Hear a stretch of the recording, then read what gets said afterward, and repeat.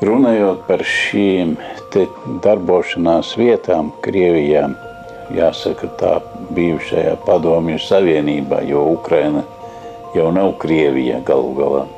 Varbūt jāuzsver tas, ka tas man deva milzīgu pieredzi iepazīties vispār ar augu valsts daudzveidību. Sibīrijā ir viens, piedevam tā nav, ne tā, kur es strādāju, tā nebija ne taiga, ne tundra, bet tā bija meža stepe. Tas ir Rietum Sibīrijas līdzenums, kurā ietilpst gan Omskas, Novosibirskas apgabals, tālāk arī Ziemeļ Kazahstāna un nedrīkst aizmirst, ka es daudz strādāju Altājā. Un Altāja kalni tie ir ļoti bagāta augu valsts. Ziemeļaltais, to varētu teikt, ka tas ir līdzvērtīgs Urāliem.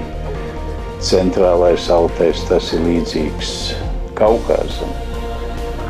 Dienvidu Altais, tas ir līdzīgs jau Ķančaņam. Un dienvidu austrumu Altais uz Mongolijas robežām, tas ir Kopetdagam līdzīgs. Tā kā šeit, tajā Altājā, visās tajos Altāja kalnos, tas ir ļoti bagātīgs. Tagad, ja es pārcēlos uz Armēniju un Azerbaidžānu un visā Ziemeļkaukazā. Un Ukrainā ir pavisam cita augu valsts atkal. Tā kā tā augu valsts dažādība. Un tik tiešām to vispasaules farmaceitu kongress bija Vīnē. Un pēc tam bija arī vienas dienas ekskursija pa Alpu kalniem Austrijā. Un tagad es ar lielu gandarījumu konstatēju, ka braucot augstāk, ceļoties augstāk, es visus tos augus zinu, jo viņi ir ļoti līdzīgi tam, kas bija Kaukazā. Un tad es atgriezos Latvijā, pagūvu burtiski 2 mēneši pirms Brežņeva nāves atbraukt atpakaļ. Tad es aizgāju strādāt uz ādažiem. Es biju nedaudz pazīstams ar bijušo agrofirmas vadītāju Kaulu.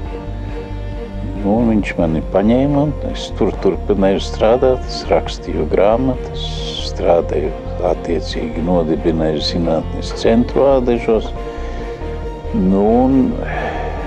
Tad, kad es aizgāju pensijā, tad pirms vairāk kā 20 gadiem es atnācu strādāt uz farmfabriku, un te arī vairāk kā 20 gadus nostrādāju. Protams, manām zināšanām un manam turpmākam darbam tieši bija tā milzīgā nozīme, ka man bija ļoti iespēja iepazīties ar ļoti plaša spektra augu valsts, dažādās, gan Eiropas daļā, gan Āzijā.